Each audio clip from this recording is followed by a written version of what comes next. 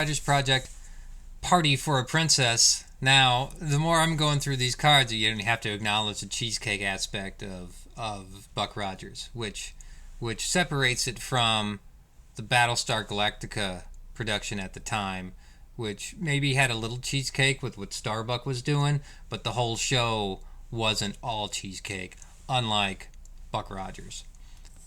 Not so much in the pilot that these cards represent. Well, I mean, there's a glaring nuts. We'll get to that in just a minute. But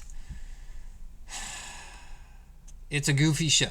Buck Rogers, goofy 80s fun. Not even 80s. It's really late 70s fun. One thing that really got me to think about Buck Rogers again a few years back, maybe more than a few years now, go watch the movie Argo. Ben Affleck and the Iranian hostage crisis. They're set up as a fake CIA set up a fake studio, a production company to make movies, but they go to a sci-fi convention. And the nice thing about Argo is that the folks at that convention are all in like Buck Rogers outfits. It's great. It's whoever did that did a fine job, and it really captured the moment in time when it came to just sci-fi stuff. But anyway, here's our disco party for the princess. It had some great kind of funky. It is of its time, and it's something to behold. It's a beautiful scene because we're celebrating Buck and Wilma and everyone for saving the Draconians from the pirates. Here's our social gathering for peace between Earth and the Draconian Empire. All right, and so here the cheesecake begins, as if we didn't already see it, but it really begins now. So again, Pamela Hensley, I did a little show on her already, discussing her role in the 80s detective show Matt Houston, and after that she retired to private life. But there's the party girl herself, all decked out and ready to go here. Can I brighten that up at all? I make that a little bit brighter. All right, and the card has dressed ever so cutely in a lace bikini and a puffy hat with horns.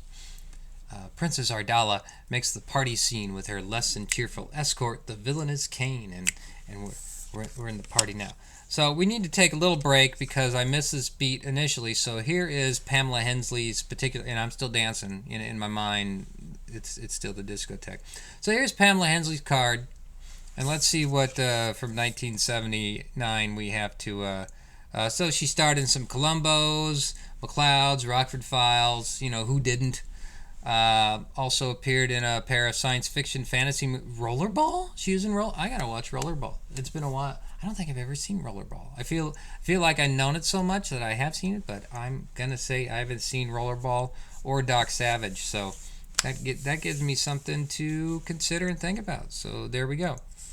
So that's her background, and again, Matt Houston. Recommend at least finding a few episodes. I would not recommend watching the whole series. I don't think I got through disc 1, and it's a long haul. Of course, every detective show you watch up to this day is basically a western, but that's another story. Okay, so Buck's still at the party, and I tell you one thing. I love these outfits. Not so much the bottoms, which are just some white lycra and they're really tight. But I like these dress uniforms. These tops. There's something else. I don't know how you move your neck much in this really high collar, but there we go. And I don't know why in my head I have like the original Jedi music to like Jabba's hut that they changed later. But I'm still gonna go. Okay, so he's in the fancy uniforms. He's the guest of honor. He doesn't have a public yet, but okay. Now, is he pardoned yet? Is he still under a death sentence? I don't know. But hey, this is a fantasy of a guy that's dying from being suspended in space. So we're just gonna go with it. All right, so here we go. Hey, you guys know any rock and of course it's not any rock at all. It's electric disco music, but he wants the beat to keep going. So there he goes. So there's Gil getting down and funky with himself. All right, and what we get to learn is he's a refugee from the '80s. No, he's not impressed with the dance steps, and he wants to do some life. And then there we go. So there he is, and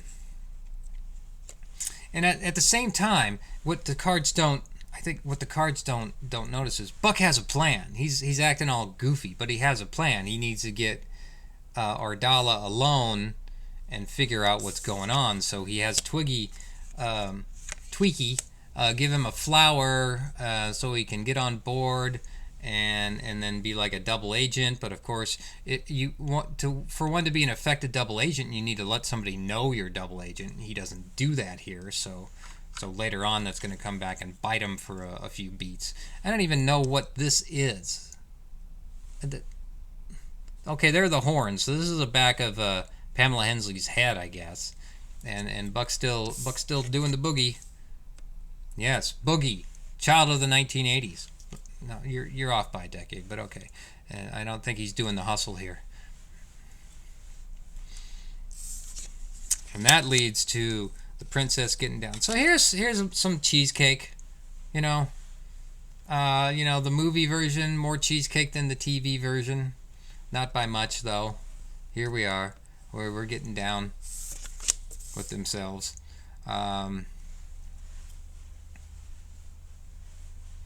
There, you can all read that yourself. I'm having a good time just dancing in the way we do. Do I have these cards in any order now? This is 54. It's 55. So there's Tweaky and Wilma. Wilma's not having it. What are these people? None of these stuffy Earth people are having it. These 25th century Earth people. There's what's going on here. But yeah, that is an awesome uniform. I especially like the sash. We don't see enough of those. This is pretty. And look, big old boots. I like this as dress uniforms go. All right. Now, I feel like I let everybody down because. Oh yes, he makes me so mad because of course Colonel Deering just falls apart with this guy for some reason.